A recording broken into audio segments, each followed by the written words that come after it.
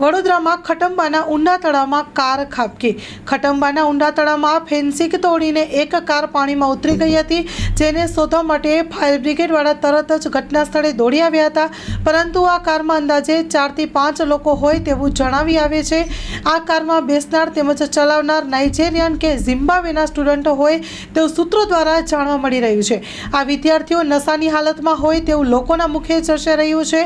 જોકે વાઘોડિયા ચોકડી પર પાર કરતા ખટંબાની હદની આગળ વાઘોડિયા સુધી પટ્ટામાં અનેક નશાના કારોબાર છુપી રીતે ચાલતા હોય તેવું લોકો કહી રહ્યા છે। આ નશાના કારોબારમાં ચરસ, ગાંજો, ડ્રગ્સ જેવા દશામાં વપરાતા ભરડાતો વિદ્યાર્થીઓ સેવન કરતા હોય છે। અનેકવાર ફરિયાદ કરી હોવા છતાં પણ આ નશાકારોનું કોઈ જ તંત્ર દ્વારા પગલાં લેવામાં નથી આવતા।